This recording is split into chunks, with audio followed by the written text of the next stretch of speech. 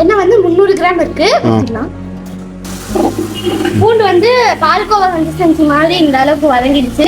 கெட்டியான பாத்திரம்ன்றனால மீடியம் ஃப்ளேம்ல வச்சிருக்கோம். அப்பதான் வந்து நல்லா வதங்குறதுனால அப்படி வச்சிருக்கோம். பால்கோவா கன்சிஸ்டன்சி வந்துச்சு. அடுத்தது வந்து இஞ்சி போட்டுக்கலாம். கொஞ்சம் சத்தமா பேசினீங்கன்னா தான் வீடியோல கேட்கும். இஞ்சி போட்டுக்கலாம். அவுட்டோர்ல சமைக்கிறோம். இஞ்சியை போட்டதுக்கு அப்புறம் ஜாக்கிரதையா இருக்கணும். ஏன் வந்து அடி பிடிக்கும். எது அடி பிடிக்கும்? இஞ்சி வந்து பாத்திரத்துல அடி பிடிக்காது. அதனால வந்து வதக்கிட்டே இருக்கு. நம்ம சேனல்ல தொடர்ந்து பிரியாணி எப்படி செய்யலாம் அப்படின்னு ரெசிபியையும் செய்யற மெத்தடையும் திரும்ப திரும்ப சொல்லிக்கிட்டே இருக்கோம் இல்லையா? அந்த மெத்தடை நீங்க ஃபாலோ பண்ணீங்கன்னா எல்லாமே எஸ்ஓபி தான். சரிங்களா? நம்ம சொல்ற எல்லாமே எஸ்ஓபி தான். எவ்வளவு கிராம்ஸ் பொருட்கள் போடணும், எவ்வளவு மினிட் நம்ம வந்து அதை குக் பண்ணணும், எந்தெந்த ஸ்டேஜில் என்னென்ன பொருளை போடணும் அப்படிங்கிற எல்லாமே எஸ்ஓபி தான். இன்ஃபேக்ட் நம்ம இந்த ரெசிபியை வந்து ஒரு பிகினர் வந்து குக் பண்ண ஆரம்பித்தாலும் ரொம்ப ஈஸியாக ஒரு 2-3 முறையிலேயே வந்து நல்லபடியாக பிரியாணியை சமைச்சு எடுத்துட முடியும். அதை நான் காண்பிக்கணும் அப்படிங்கிறதுக்காக தான் என்னுடைய 10 வயசு பொண்ணை மகிழ்மதியை நான் சமைக்க விட்டேன். ரொம்ப ரிஸ்க் எடுக்கிற வியூஸாக பண்ணுறேன்லாம் நீங்கள் நினைக்க வேண்டாம். நீங்கள் ரொம்ப ரொம்ப ஈஸியாக இந்த பிரியாணியை நீங்கள் செஞ்சிட முடியும்னு காமிக்கிறதுக்காக தான் இந்த வீடியோ.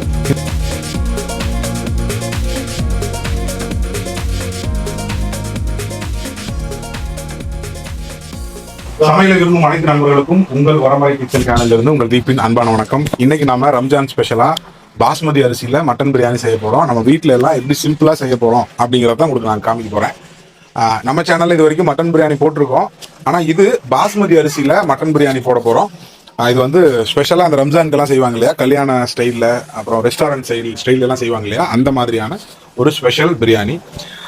இந்த பிரியாணி ரெசிபி மட்டும் இல்லை, இதை செய்ய போகிற ஆளும் ஸ்பெஷல் தான். ஏன்னா நம்ம சேனலில் வரக்கூடிய ரெசிபியையும் மெத்தடையும் ஃபாலோ பண்ணால் ஒரு 10 வயசு குழந்தை கூட ரொம்ப ஈஸியாக பிரியாணி செய்ய முடியும் அப்படிங்கிறத தான் இந்த வீடியோவில் நீங்கள் பார்க்க போகிறீங்க. வாங்க டிலே பண்ணாமல் வீடியோக்குள்ளே போகலாம். இந்த அடுப்பு கமர்ஷியல் அடுப்பு, அதனால அடுப்பு மட்டும் நான் பற்ற வைக்க போகிறேன். சமைக்கிறதெல்லாம் வந்து என்னுடைய பொண்ணு மகிழ்மதி தான் சமைக்க போகிறா. 5வது படிக்கிறா, 10 வயசு ஆகுது. உங்கள் வீட்லேயும் சேஃப்டியாக குழந்தைகள் இருந்தால், அவங்களுக்கு தைரியம் இருந்துச்சுன்னா, சமைக்கணும்னு விருப்பம் இருந்துச்சுன்னா கண்டிப்பா அவங்களையும் சமைக்க வைக்கலாம். அவ்வளவு ஈஸி குக்கிங். வாங்க வீடியோ கூட போகலாம். அடுப்பு பற்ற வச்சோம்.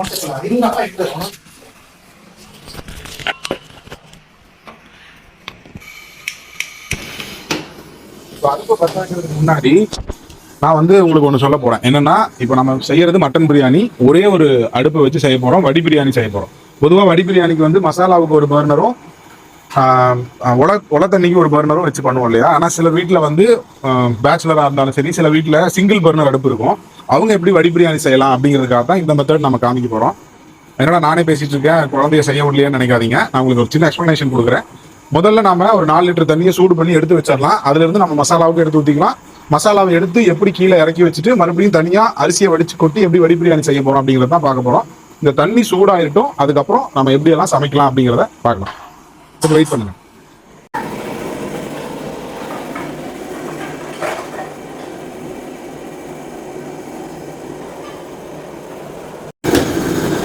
இப்போ பார்த்தீங்கன்னா நம்ம சுடுதண்ணி வச்சோம் இல்லையா, அது கமர்ஷியல் அடுப்பு அப்படிங்கிறதுனால நல்லா கொதிச்சிருச்சு, நல்லா கொதிக்குது. இப்போ நம்ம இதை இறக்கி வச்சிடலாம். ஏன் அதை நம்ம கொதிக்க வச்சு வைக்கிறோம் அப்படின்னா, இது சூடாக இருக்கும்போது இதுலேருந்து மட்டன் வேகிறதுக்கு மசாலாவுக்கு தண்ணி ஊற்றினோம்னா சீக்கிரமாக சூடாகிடும். அதுக்கப்புறம் நம்ம சிம்மில் வச்சு மட்டனை வேக வைக்கிறதுக்கு ரொம்ப ஈஸியாக இருக்கும். அது மட்டும் இல்லாமல் உலைக்கு நம்ம இந்த அடுப்புலையே தனியாக தண்ணியை வைக்கும்போது பச்சை தண்ணியை வச்சிங்கன்னா கொதிக்கிறதுக்கு டைம் எடுக்கும். அதனால் கொஞ்சம் சூடு பண்ணி வச்சிட்டோம்னா கொஞ்சம் டைம் சேவ் ஆகும். இப்போ நம்ம சமைக்க ஆரம்பிக்கலாம். நான் சமைக்க போகிறதில்ல, என்னோட பொண்ணு சமைக்க போகிறா. வாங்க பார்க்கலாம். என்ன வந்து 300 கிராம் இருக்கு.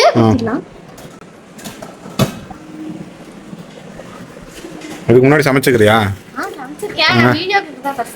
சரி, ஓகே. 300 எவ்வளோ எண்ணெய் எவ்வளோ ஊற்றுனேன்? 300 கிராம். அடுத்தது எண்ணெய் ஊற்றியாச்சு. 300 கிராம் இருந்த எண்ணெய் வந்து ஊற்றியாச்சு. அது சூடானதுக்கு அப்புறமா வந்து பூண்டு, பட்டை, கிராம்பு, ஏலக்காய் வச்சுருக்கோம். பட்டை, கிராம்பு, ஏலக்காய் வந்து 2 கிராமு, பட்டை 5 கிராம்பு, அப்புறம் வந்து கிராம்பு வந்து 2 கிராம் எடுத்து வச்சுருக்கோம். அதில் பாதி வந்து அப்படியே போடணும், பாதி வந்து அரைச்சி வச்சுருக்கோம். இங்கே இருக்கு, அதை வந்து அரைச்சி வச்சுருக்கோம். அது வந்து அப்போ அது இது உப்புலாம் போட்டதுக்கு அப்புறமா கடைசியாக போடணும். அப்புறமா வந்து பூண்டு வந்து 150 கிராம் இருக்கு. இஞ்சி வந்து 100 கிராம் இருக்கு. தக்காளி வந்து 1/4 கிலோ அரைச்சி வச்சிருக்கோம். அப்புறம் வந்து இது வெங்காயம் வந்து 300 கிராம் சின்ன சின்னதாக நறுக்கி வச்சிருக்கோம். அப்புறமா வந்து புதினா கொத்தமல்லி வந்து ஒரு 10 கிராம் வச்சிருக்கோம். அப்புறமா தயிர் வந்து 250 கிராம் வச்சிருக்கோம். மிளகாத்தூள் வந்து 10 to 12 கிராம்குள்ள வச்சுக்கலாம். அப்புறமா உப்பு வந்து 30 கிராம். தயிர் 200 கிராமா 250 கிராம்? 250 கிராம். கரெக்டா சொல்லு. 200 கிராம். அப்புறம் ஏன் தப்பா சொல்ற? 200 கிராம். இதெல்லாம் இருக்கு. என்ன சூடானதுக்கு அப்புறமா நம்ம வந்து பூண்டு பட்டை கிராம் எல்லாம் போட்டுருவோம். சரி, அவ்வளோ சூடு ஆயிடுச்சு பாரு. ஆயிடுச்சு, போடு. சின்ன குழந்தைங்க சமைக்கும் போது எப்படி சமைக்கணும்? மெதுவா. மெதுவானா?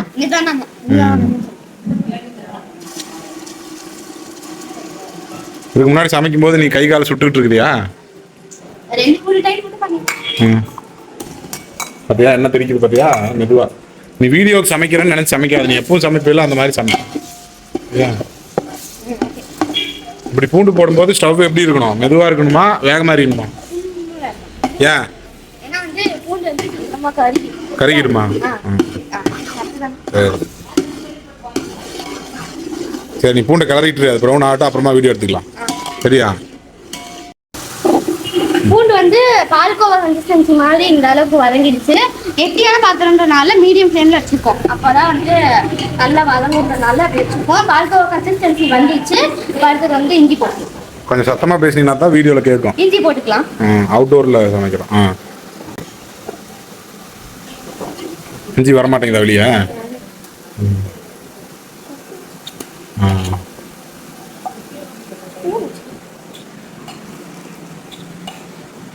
சமைக்கும் போது ஏன் எல்லாத்தையும் எடுத்து பக்கத்துல வைக்கிறோம்னு தெரியுதா? இஞ்சியை போட்டதுக்கு அப்புறம் ஜாக்கிரதையா இருக்கணும். ஏன்? எது அடி பிடிக்கும்? இஞ்சி வந்து பாத்திரத்துல அடி பிடிக்காது, அதனால வந்து வதக்கிட்டே இருக்கு.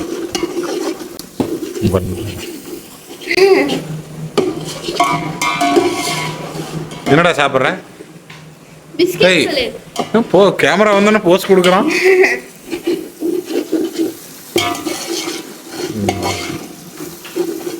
இது வந்து லைட்டா அடி பிடிக்க ஆரம்பிக்கிறதுனால நம்ம வெங்காயம் தான் போடணும். இப்போ வந்து நம்ம தக்காளி ஊத்திட்டு வெங்காயம் போட்டுக்கலாம். ஏன்? ஆனா அடி பிடிக்க ஆரம்பிச்சிருச்சு அதனாலயா? தக்காளி எவ்வளோ மறுபடியும் சொல்லியா? தக்காளி வந்து 1/4 கிலோ அரைச்சு வச்சிருக்கிறது. அதை போட்டுட்டு கிளறிட்டு அடுத்தது வெங்காயம். எவ்வளோ கிராம் வெங்காயம்? வெங்காயம் வந்து 300 கிராம் வெங்காயம். ஓகே.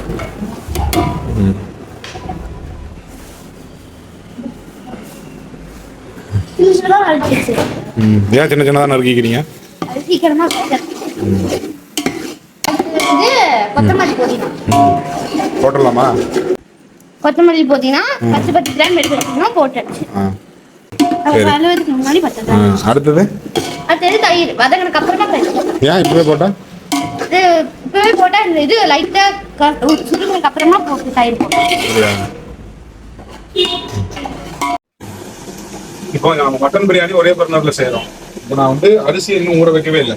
இதுவே நம்ம சிக்கன் பிரியாணி செய்யறதா இருந்துச்சுன்னா அரிசியை ஊற வச்சுட்டு தான் நம்ம அடுப்பையே பத்தணும். இது மட்டன் பிரியாணி. மட்டன் வந்து நம்ம 1/2 கிலோ தான் போட போறோம். சரிங்களா? ஏன்னா நம்ம கம்மியாக தான் சாப்பிடுவோம். மட்டன் பிரியாணிக்குள்ள 1க்கு 1 போட்டீங்கன்னா நல்லா இருக்கும். ஒரு கிலோ அரிசிக்கு 1 கிலோ கறி போட்டீங்கன்னா நல்லா இருக்கும். ஆனால் நம்ம இன்னைக்கு மட்டன் பிரியாணியில 1/2 kg 1/2 கிலோ மட்டன் தான் போட போறோம்.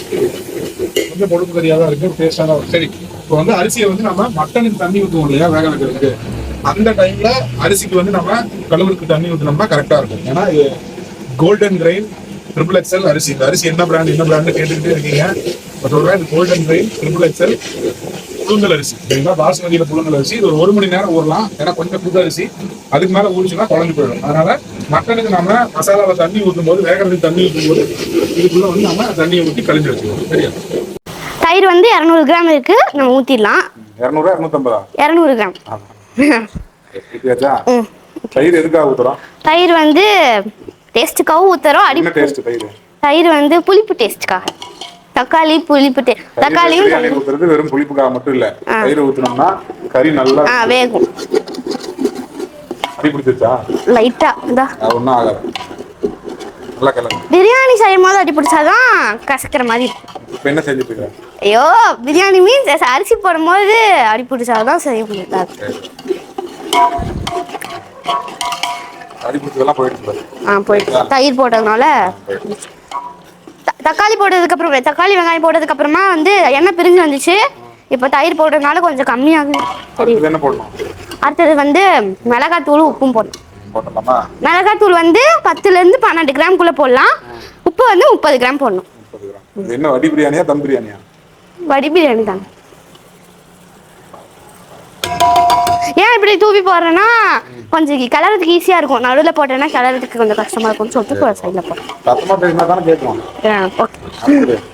அடுத்தது வந்து இதானதுக்கு அப்புறமா மட்டன் போடணும். நல்லா வதங்கினதுக்கு அப்புறமா மட்டன்.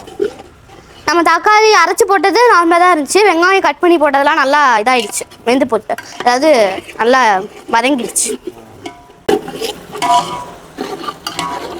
அப்பா கடைக்கு செய்யும் போதெல்லாம் நான் அப்பப்போ கிளறுவேன். இதுதான் ஃபஸ்ட் டைம் வீடியோவில் ஃபுல் பிரியாணி செய்கிறது. இதுதான் ஃபஸ்ட். செய்ய சொன்னால் செய்வேன். அடுத்தது மட்டன் போட்டுக்கலாம். மட்டன்ல தண்ணி கழுவும் போது பொருளை கொட்டும் போது உன்னை பார்த்து இப்படி கொட்டக்கூடாது, வெளியே பார்த்தா கொட்டணும். அப்பதான் தெரிஞ்சாலும் அந்த பக்கம் தெரிவிக்கும், உன்னால படாது. சரியா? தண்ணி இருந்தாலும் பரவாயில்ல, அதை அப்படியே போட்டுக்கலாம். தண்ணி இல்லையா? இருந்துச்சுல கொஞ்சமா. வடி பிரியாணிங்கிறதுனால தண்ணி இருந்தாலும் பரவாயில்ல. நல்லா கிளறிட்டு அது லைட்டா கொதிச்சதுக்கு அப்புறமா தண்ணி ஊற்றணும். இது லைட்டா இதானதுக்கு அப்புறமா அந்த பவுடர் போட்டுட்டு நம்ம தண்ணி ஊற்றிட்டு மூடி வச்சிடணும். அது தண்ணி கொதிச்சிட்டக்கு அப்புறமா அதுக்குள்ள அரிசி வந்து இது பண்ணிடலாம். அரிசி வந்து ஊற வச்சுட்டு அது கொதிச்ச உடனே நம்ம வந்து போட்டுடணும். அரிசியை போட்டுட்டு தம் போட்டுடணும். தம் பிரியாணினா அரிசி அப்படியே போடணும். வடி பிரியாணினா அரிசியை வந்து வேக வச்சு வடிச்சு போடணும். இப்போ வந்து கொதி வருது. இப்போ வந்து மசாலா போட்டுடலாம்.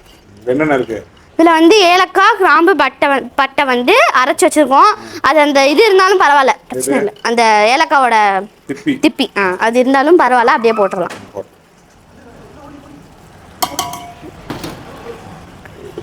அப்பா செய்யும் போது எப்பயுமே நான் பக்கத்தில் நிற்பேன். அதனால கொஞ்சம் கொஞ்சம் தெரியும். கொஞ்சம் எது அப்புறமா போடணும் தான் தெரியாது, மற்றபடி எல்லாமே தெரியும். சிக்கன் பிரியாணி ரொம்ப பெருசாக செய்கிறாங்கன்னா எனக்கு வந்து கிளற தெரியாது. அப்பா வந்து கிளற வேணாம்னு சொல்லிடுவாங்க. நான் தான் வாடம் பிடிச்சி கேட்டு கிளறு. இதான் அங்கே இருந்து அடி பிடிச்சதெல்லாம் போயிடுச்சு. எல்லாமே போயிடுச்சு. இப்போ பிரியாணி ஸ்மெல் வருது. இன்னும் அரிசி போடலாம். அடுத்தது வந்து தண்ணி ஊற்றி மூடி வச்சிடணும். மட்டன் எவ்வளோ நேரம் வேகணும்?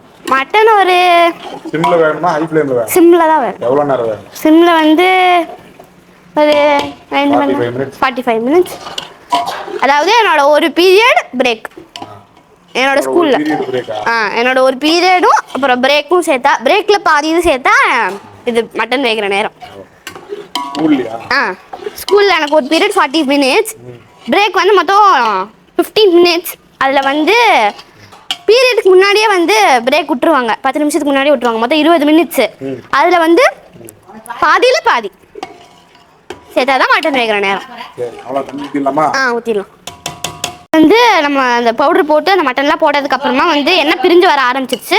இப்போ வந்து நம்ம ஃபஸ்ட்டு எடுத்தோடனே வந்து கொதிக்க வச்சுருந்தோம்ல தண்ணி, அந்த தண்ணியிலேருந்து கொதிக்க வச்சிருந்த தண்ணியிலேருந்து இந்த பாத்திரத்தை தான் அப்பா வந்து எப்பயுமே செய்வார், பிரியாணிக்கு தண்ணி ஊற்றுவார். இது வந்து மொத்தம் 1 லிட்டர் பாத்திரம். இதில் வந்து 700 to 800 மில்லி தண்ணி எடுத்திருக்கோம். இதை ஊற்றிடலாம் உள்ள. இப்போது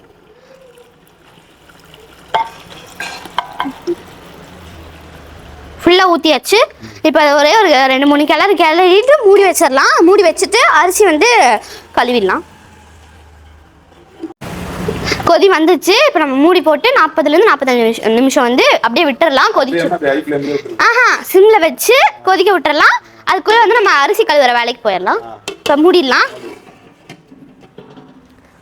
தெரிஞ்சா பத்தாது, நீ டீடைலா உங்களுக்கு தெரிஞ்சத வீடியோல சொன்னீனா தான் வீடியோல உங்களுக்கு கன்வே ஆகும். ஓகே. இதுக்கு மேல வெயிட் வைக்கணுமா? ஆமா. நான் தூக்கி வைக்கணுமா? ஆமா. என்னால தூக்க முடியாது. ஆல்ரெடி கொதிக்க வச்ச தண்ணி.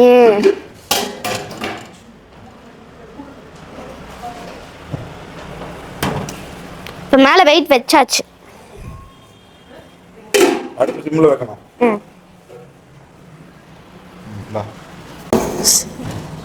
நான் வச்சிக்கிறவா? வச்சிட்டேன் சிம்ல. சிம்ல வச்சாச்சா? வச்சாச்சு. இதுக்கப்புறமா அது கொதிக்கும். அதுக்குள்ள நம்ம வந்து அரிசி கழுவிடலாம்.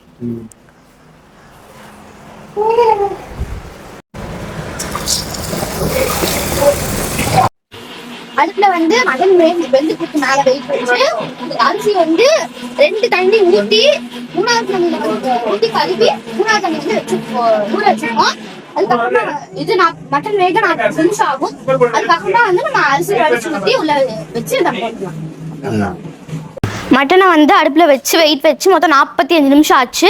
இப்போ ஓபன் பண்ணி மட்டன் வெந்துருச்சான்னு பார்க்கலாம்.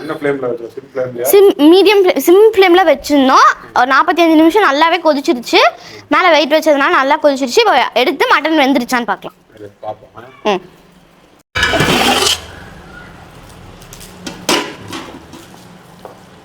கறி எடுத்ததுல போடு.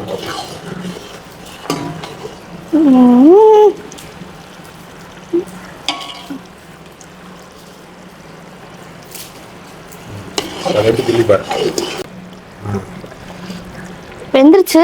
நம்ம அரிசி போட்டு தம் போடும் போது இது 70% வெந்துருச்சு. அரிசி போட்டு தம் போட்டு வைக்கும் போது நல்லா வெந்துடும், ஃபுல்லா வெந்துடும். அடுத்தது வந்து அரிசி கழுவி ஊத்தணும். இதுல வந்து அரிசி போடணும். அரிசி கழுவி ஊத்துனா போதும். வேக வச்சு வடிச்சு ஊத்தணும். வேக வச்சு நம்ம வடிக்கிற வேலைய பார்க்கலாமா?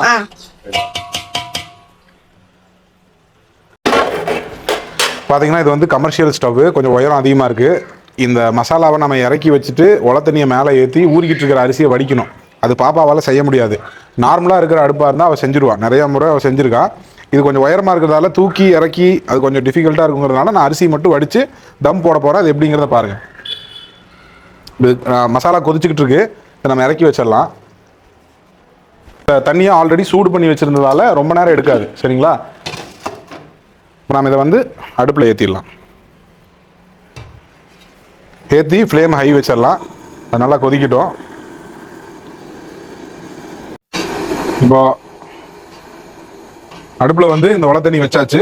இந்த உலத்தண்ணிக்கான உப்பை போட்டுட்டு அரிசியை வடிக்கிறதுக்கு உண்டான அந்த ஜல்லடை இதெல்லாமே நம்ம பக்கத்தில் தயாராக எடுத்து வச்சுக்கலாம். சரியா? நான் போய் உப்பு எடுத்துகிட்டு வந்துடுறேன். இப்போ ஆல்மோஸ்ட் நம்ம உலையில வச்ச இந்த தண்ணி நல்லா கொதிக்க ஆரம்பிச்சிருச்சு. இப்போ உப்பு போடுவோம். ஏற்கனவே நம்ம பாப்பா பார்த்தீங்கன்னா மசாலாவுக்கு 30 கிராம் உப்பு போட்டிருந்தா. இதில் வந்து உலைக்கு எப்பவுமே 50 கிராம் உப்பு போடுவோம். அதை தான் இப்பவும் போடுறேன். சரிங்களா? ஒரு 40-45 நிமிஷமாக ஊறிக்கிட்டு இருந்த அரிசியை வந்து நம்ம இங்கே வந்து இதை காமி 40-45 நிமிஷமாக ஊறிட்டு இருந்த அரிசியை நம்ம நல்லா வடித்து வச்சுருக்கோம். எல்லா தண்ணியும் நல்லா ட்ரை ஆகணும்னு வடித்து வச்சுருக்கோம்.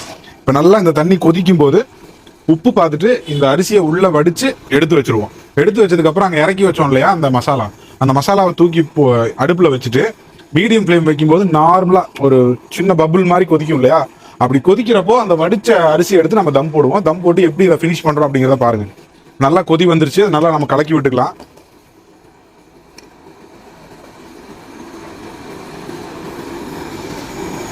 ஏன் வடி பிரியாணி செய்யறது அப்படிங்கிறது வந்து ரொம்ப ரொம்ப ஈஸி. ஆனால் இந்த மாதிரி டெக்னிக்கை நீங்கள் கற்றுக்கணும். சரிங்களா? அரிசி தண்ணி நல்லா கொதிக்கணும். அந்த கொதிக்கிற தண்ணியில் நீங்கள் அரிசி எடுத்து கொட்டும் போது கொஞ்சம் ஜாக்கிரதையாக பண்ணணும்.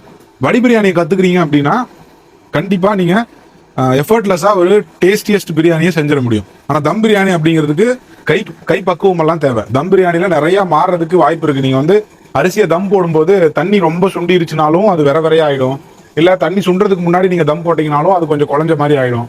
இந்த மாதிரி நிறையா இருக்குது. ஆனால் வடி பிரியாணி அப்படிங்கிறது நீங்கள் கற்றுக்கிறதுக்கும் ஈஸி, கற்றுக்கிட்டீங்கன்னா செய்கிறதும் ஈஸி, செஞ்சுட்டிங்கன்னா தம் பிரியாணியோட டேஸ்ட்டு அதிகமாகவே வரும். சரி, இப்போ தண்ணி நல்லா கொதிச்சிருச்சு. பக்கத்தில் வந்து பாருங்கள். தண்ணி பாருங்கள், இப்படி கொதிக்கணும். இப்படி கொதிச்சாதான் இந்த 1 கிலோ, அதாவது இதில் வந்து ஒரு 2.5 to 3 லிட்டர் தண்ணி இருக்குது. அந்த தண்ணியில் 1 கிலோ அரிசியை உள்ளே கொட்டும்போது அது நல்லா உள்ளுக்குள்ளே விழுந்து வேகிறதுக்கு தாராளமாக வேகும். சரிங்களா? இப்போ அரிசியை கொட்டி ஒரு 30 வினாடியிலிருந்து 1 நிமிடம் வரைக்கும் விடுவோம். விட்டதுக்கப்புறம் உள்ளுக்குள்ள இருக்கிற உப்பை நம்ம செக் பண்ணி பார்ப்போம். சரியா? உப்பு வந்து எப்படி இருக்கணும் அப்படின்னா நல்லா கரிக்கணும். ஒரு 3 பாயிண்ட் 4 பாயிண்ட் அதிகமாக உப்பு போன மாதிரி நல்லா தொண்டைக்கு கரிக்கணும். நீங்கள் கடலில் குளிச்சிருந்தீங்கன்னா கடல் தண்ணி வாய்க்குள்ள போனால் ஒரு மாதிரி கரிக்கும் தெரியுமா? அந்த அளவுக்கு கரிக்கணும். அப்படி கரிச்சாதான் இந்த அரிசியை எடுத்து நம்ம மசாலாவில் தம் போடும்போது பிரியாணி நல்லா டேஸ்ட்டாக இருக்கும். சரி, இப்போ ஒரு 30 செகண்ட் ஆயிடுச்சு. நம்ம நல்லா கறி விட்டுருவோம். பாருங்க, அரிசி இப்போ வேகிறதுக்கு முன்னாடி எவ்வளோ லென்த் இருக்குதுன்னு காமிக்கிறேன். பாருங்க, இந்த லென்த் இருக்கா? ஹாஃப் பாயில் எடுக்கிறப்போ எந்த லென்த் எடுக்கணும் அப்படிங்கிறதையும் காமிக்கிறேன். இதை வந்து நம்ம பொண்ணே மகிழ்மதியே பண்ணுவா. ஆனால் என்னன்னா கொஞ்சம் உயரமாக இருக்குது, கொஞ்சம் சேஃப்டி இல்லை. அவன் மேலே ஏதாவது சிந்திருச்சுன்னா கொஞ்சம் சேஃப்டி இல்லைங்கிறதுனால நான் செய்கிறேன். இப்போ உப்பு பார்த்துருவோம். அதில்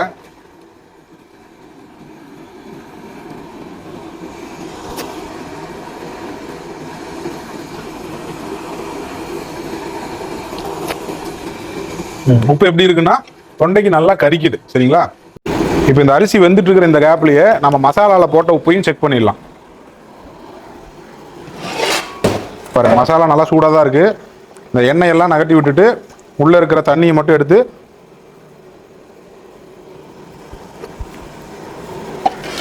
இதுலயும் கரெக்டா இருக்கு.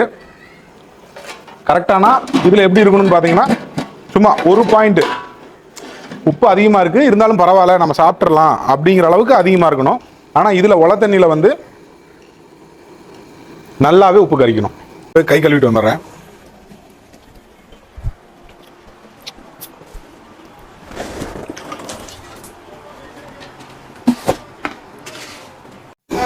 இங்க வந்து பாருங்க, நம்ம உள்ளுக்குள்ள போடும்போது அரிசி என்ன கண்டிஷன்ல இருக்குது, இப்ப எப்படி இருக்கு பாருங்க. அதை விட ஒரு 2 மில்லிமீட்டர் 3 மில்லிமீட்டர் பெருசா இருக்கு. அதே சமயம் அரிசியில வந்து சின்ன சின்ன விரிசல் வரும், சின்ன சின்ன கோடு வரும். உடைச்சு பாத்தீங்கன்னா உள்ளுக்குள்ள இன்னும் அரிசி இருக்கும், வெளியில வந்து சாதமா மாறி இருக்கும். இதுதான் ஆஃப் பாயில். சரிங்களா? இப்ப நம்ம அடுப்பை சிம்ல வச்சுட்டு இதை நம்ம வடிகட்டிடலாம். ஏன்னா அடுப்பை ஆஃப் பண்ண வேண்டாம், ஏன்னா ஒரு பர்னர் தான் இருக்கு. இதை வடிகட்டிட்டு நம்ம அந்த மசாலாவை அடுப்புல ஏற்றிடலாம். சரிங்களா?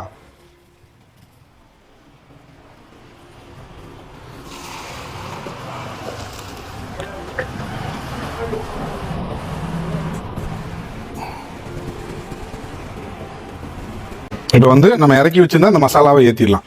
மசாலா இன்னுமே நல்லா கொதியில தான் இருக்கு. வச்சுட்டு மீடியம் ஃப்ளேம்ல வச்ச உடனே இது கொதிக்கும் பாருங்க.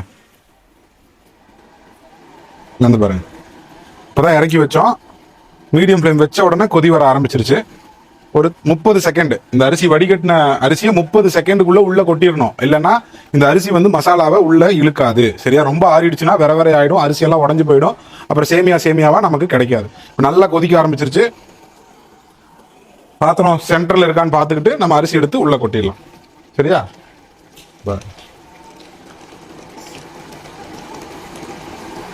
சென்டர்ல கொட்டுவோம், அப்பதான் பீஸ் வந்து சுத்திலும் பரவும். இப்ப என்னன்னா பாருங்க, அரிசி உள்ள இருக்கு. இப்ப இந்த அரிசியை வந்து நம்ம லைட்டா கிளறி விடலாம். சரிங்களா? கிளறி விட்டுட்டு ஸ்டவ்வை வந்து கொஞ்சம் மீடியம் வச்சிடலாம். வச்சுட்டு இப்ப தண்ணிக்கும் அரிசிக்கும் லெவலா இருக்கணும், அது இல்லை. அதனால என்ன பண்ணலாம்னா நம்ம இந்த வடிச்சு வச்சிருக்கோம் இல்லையா தண்ணி, அந்த தண்ணி எடுத்து நம்ம அரிசியில மேலாப்புல ஊத்திக்கலாம். சரியா? அதாவது மசாலா தண்ணிக்கும் அரிசிக்கும் லெவலா இருக்கணும். அப்படி இருந்தாதான் எல்லா அரிசியும் நல்லா லென்த்தா உங்களுக்கு சேமியா மாதிரி தம்மாய் வரும். பாருங்க, காமிக்கிறேன் பாருங்க. சரியா? தண்ணியும் அரிசியும் லெவலா இருக்கு. நம்ம உள்ள போட்ட அந்த மிளகாய் தூளோட கலரும் நம்ம அரிசிக்கு மேல வரைக்கும் நல்லா வந்துருச்சு. சரியா? அப்ப இதை வந்து மூடி போட்டுட்டு மேல வந்து நம்ம வெயிட் கொடுத்துடலாம். சரிங்களா? அந்த வெயிட் வந்து உங்களால தேங்காய் தொட்டியில கங்கு போட முடியும் அப்படின்னாலும் போடுங்க, இல்ல அடுப்பு கறி போட்டு கங்கு போட முடியும்னாலும் போடுங்க, இன்னும் நல்லா இருக்கும். இங்க அதெல்லாம் நான் செய்யலை, நான் வீட்டுக்கு தான் செய்யறோம். அதனால மேல வந்து நம்ம வடிச்ச தண்ணி சூடா கொதிக்க இருக்கு இல்லையா, அதை தூக்கி நான் மேல வச்சுட்டேன். ஏன்னா இந்த தட்டு வந்து ரொம்ப லேசான தட்டா இருக்கு, கேப்பா இருக்கு. அதனால நான் மேல வந்து இந்த வடிச்ச தண்ணியோட வெயிட்டை மட்டும் வச்சிருக்கேன். இது எல்லாத்தையுமே நான் செய்யறேன்னு நம்ம பாப்பா கேட்கறா. ஆனாலும் உயரமா இருக்கு பாருங்க, எனக்கே வந்து எவ்வளவு உயரமா இருக்கு பாருங்க. கொதிக்க இருக்கு இந்த தண்ணி. தூக்கி வேலை செய்யும்போது அவ செஞ்சிருவா, இருந்தாலும் ஏதாவது மேல கீழ் சிந்திருச்சுன்னா என்ன பண்றது அப்படிங்கிறதுக்காக தான் இப்போ நான் தம் போட்டிருக்கேன். ஒரு 15 நிமிஷம் தம்மு வந்து பர்ஃபெக்டா ஆயிருக்கும். தம்மு உடைக்கும் போது அரிசி எவ்வளவு லென்த்ல வந்திருக்கு அப்படிங்கிறத நான் உங்களுக்கு காமிக்கிறேன். 15 நிமிஷம் வெயிட் பண்ணுங்க. இப்போ நம்ம அரிசியை வடிச்சு உள்ள கொட்டி ஒரு 5 நிமிஷம் வந்து மீடியம் ஃப்ளேம்ல வச்சோம். சைட்ல இருந்து கொஞ்சம் ஆவி வந்துச்சு. 5 நிமிஷத்துக்கு அப்புறம் இருக்கிறதுலயே ஸ்லோவஸ்ட் ஃப்ளேம், அதாவது அதுக்கப்புறம் நீங்க அடுப்பை மெதுவா எரிய வைக்க ட்ரை பண்ணீங்கன்னா அது அணைஞ்சிரும். அந்த அளவுக்கு ரொம்ப ஸ்லோவஸ்ட் ஃப்ளேம்ல வந்து வச்சு கிட்டத்தட்ட ஒரு 15 நிமிடம் விட்டுருக்கோம். ஏன்னா இது 1 கிலோ தான், 1 கிலோவுக்கு 15 நிமிடம் போதும். உள்ளுக்குள்ள நம்ம தண்ணி இருக்கா அப்படிங்கிறத செக் பண்ணிடலாம். வாங்க திறக்க போறேன். உள்ளுக்குள்ள இருந்து ஆவி அடிக்குதான்னு பாருங்க. ஆவி அடிச்சதுன்னா நல்லா தம்மா இருக்குன்னு அர்த்தம். பக்கத்துல வாங்க, அப்படி வரணும். சரிங்களா? இப்போ வந்து அரிசி நல்லா லென்த் ஆயிருக்கு. ஆனா சைட்ல வந்து தண்ணி இருக்கான்னு முதல்ல செக் பண்ணிக்கலாம். பாருங்க, இருக்கா? இல்ல. இந்த பக்கம் பாருங்க, இருக்கா? இல்ல. எல்லா பக்கமும் ஒரு தடவை செக் பண்ணிட்டோம்னா தண்ணி சுத்தமா இருக்காது. இப்போ நம்ம அரிசியை பெரட்டி போட்டுடலாம். பெரட்டி போட்டு இப்போ அரிசியை காமிக்கிறவாங்க. பாருங்க, நம்ம உள்ளுக்குள்ள வடிச்சு கொட்டுறப்ப இருந்த அரிசியோட லென்த்ல 2 மடங்கு இருக்கா? இதுதான் இந்த அரிசியோட ஒரிஜினல் லென்த். சரியா? இப்போ நம்ம அரிசியை பரட்டி போட்டு அதுக்கு முன்னாடி அடுப்பை ஆஃப் பண்ணிடலாம். ஆனால் பக்காவா தம் ஆயிடுச்சு. பக்கத்தில் வாங்க. இப்போ மேலே வந்து வேகாமல் கொஞ்சம் ரஃப்பாக இருந்த அரிசியை எல்லாத்தையுமே பரட்டி போட்டோம் அப்படின்னா அந்த சூட்லேயே அந்த ரஃப்பாக இருந்த அரிசியும் வந்து பார்த்தீங்கன்னா உங்களுக்கு நல்லா பொடிஞ்சு வந்துடும். 100% நல்லா வெந்து தம் ஆகிடும். நம்ம தட்டை போட்டு மூடிடலாம். மூடிட்டு இந்த வெயிட்டையும் எடுத்து மேலே வச்சிடலாம். வச்சுட்டு ஒரு 5 நிமிஷம் அப்படியே விட்டுருவோம். 5 நிமிஷத்தில் இன்னமும் அந்த அரிசி வந்து நல்லா சாஃப்ட் ஆகி சாப்பிட்றதுக்கு பூ மாதிரி இருக்கும். இன்னைக்கு நம்ம காண்பிச்ச இந்த வீடியோவில் வந்த எல்லா தகவல்களும் உங்களுக்கு ரொம்ப பயனுள்ளதாக இருந்திருக்கும்னு நம்புறேன்.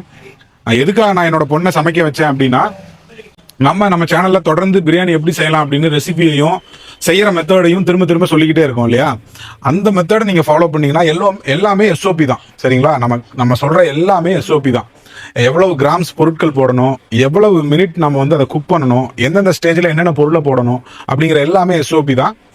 இன்ஃபேக்ட் நம்ம இந்த ரெசிபியை வந்து ஒரு பிகினர் வந்து குக் பண்ண ஆரம்பித்தாலும் ரொம்ப ஈஸியாக ஒரு 2-3 முறையிலேயே வந்து நல்லபடியாக பிரியாணியை சமைச்சு எடுத்துட முடியும். அதை நான் காண்பிக்கணும் அப்படிங்கிறதுக்காக தான் என்னுடைய 10 வயசு பொண்ணை மகிழ்மதியை நான் சமைக்க விட்டேன். ரொம்ப ரிஸ்க் எடுக்கிற வியூஸ்க்காக பண்ணுறேன்லாம் நீங்கள் நினைக்க வேண்டாம். நீங்கள் ரொம்ப ஈஸியாக இந்த பிரியாணியை நீங்கள் செஞ்சிட முடியும்னு காமிக்கிறதுக்காக தான் இந்த வீடியோ. இந்த வீடியோவில் நான் சொன்ன எல்லா அளவுகளையும் நீங்களும் முயற்சி செஞ்சு பாருங்கள். அரிசியோட பிராண்டை திரும்ப நீங்கள் கேட்டுக்கிட்டே இருக்கீங்க. திரும்பவும் சொல்கிறேன், இது கோல்டன் கிரெயின் XXL பாஸ்மதி அரிசி. இது வந்து புழுங்கல் அரிசி. ஒருவேளை இந்த அரிசி உங்களுக்கு தேவைப்பட்டா கமெண்ட்ல நீங்க சொல்லுங்க. என்னோட நம்பரையும் நான் பின் பண்றேன். ஃபர்ஸ்ட் கமெண்ட்ல என்னோட நம்பருக்கு நீங்க வாட்ஸ்அப் மூலமா கேட்டீங்கன்னா எங்க வாங்கலாம். ஏன்னா சென்னையில இருந்து வருது இது. பைரவா ட்ரேடர்ஸ்னு சொல்லி சென்னையில இருந்து நம்ம நண்பர் அனுப்பிச்சு வைக்கிறாரு. அந்த நம்பரையும் நான் உங்களுக்கு ஷேர் பண்றேன். தேவைப்பட்டா நீங்க கூட கேட்டு வாங்கிக்கலாம். ஆனால் ரீட்டைல் கிடையாது, ஹோல்சேல் தான். நீங்க மூட்டை தான் வாங்கி ஆகணும். விலை என்ன எதுங்கிறதெல்லாம் நீங்க பேசிக்கோங்க. சரியா? பாஸ்மதி அரிசியை நல்ல குவாலிட்டியான அரிசியை வாங்கி இதே மாதிரி மட்டன் பிரியாணி செஞ்சு சாப்பிட்டு பாருங்க. ரொம்ப சூப்பரா இருக்கும். தொடர்ந்து நம்ம சேனலை ஃபாலோ பண்ணுங்க. உங்க சப்போர்ட் கொடுங்க.